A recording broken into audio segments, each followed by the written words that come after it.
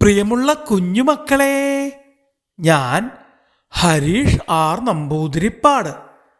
മുയൽപ്പനിയുടെ കഥ കേൾക്കൂ. അയ്യോ, മണ്ടുകുറുക്കൻ വരുന്നു, ഓടിക്കോ! മുയൽക്കുട്ടികൾ വിളിച്ചുകൂവി. അയ്യോ അയ്യോ അയ്യോ, മണ്ടുക്കുറുക്കൻ വരുന്നുണ്ടേ, കണ്ടാലാകെ കുഴപ്പമാണേ, കാണുന്നതിന് മുമ്പോടിക്കോ.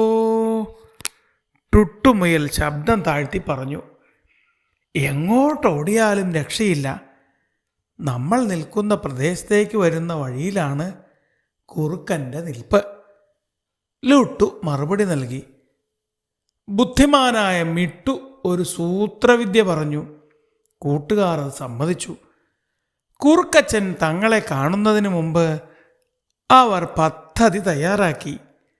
എന്നിട്ട് മിട്ടു ഉറക്കെ വിളിച്ചു പറഞ്ഞു, കൂട്ടുകാരെ വേഗം വാ, നമുക്കെത്രയും വേഗം കരടി വൈദ്യനെ കാണാൻ പോകണം. അതെ അതെ, നമുക്ക് പിടിപെട്ട രോഗം വലിയ അപകടം പിടിച്ചതാണ്. എത്രയും വേഗം മരുന്ന് കഴിച്ചില്ലെങ്കിൽ ആപത്താണ്.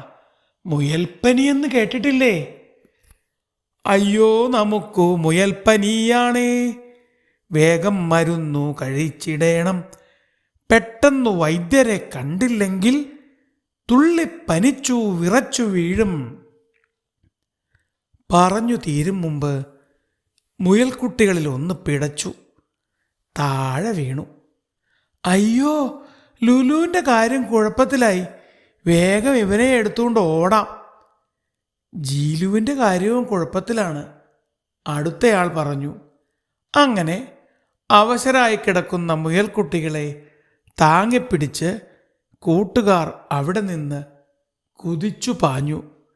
ഇതെല്ലാം കണ്ട് അന്തം വിട്ട് നിൽക്കുകയാണ് മണ്ടച്ചാരായ കുറുക്കൻ.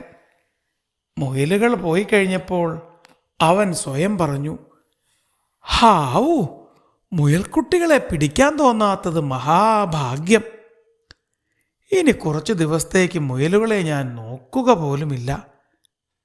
കൂട്ടുകാരോടും പറയണം, മുയലിനെ പിടിച്ച് അപകടം വരുത്തി വയ്ക്കരുതെന്ന്. അങ്ങനെ ചിന്തിച്ചുകൊണ്ട് കുറുക്കച്ചൻ തിരിച്ചു നടന്നപ്പോഴേക്കും മുയലുകൾ സുരക്ഷിതമായി അവരുടെ മാളങ്ങളിൽ എത്തിക്കഴിഞ്ഞിരുന്നു.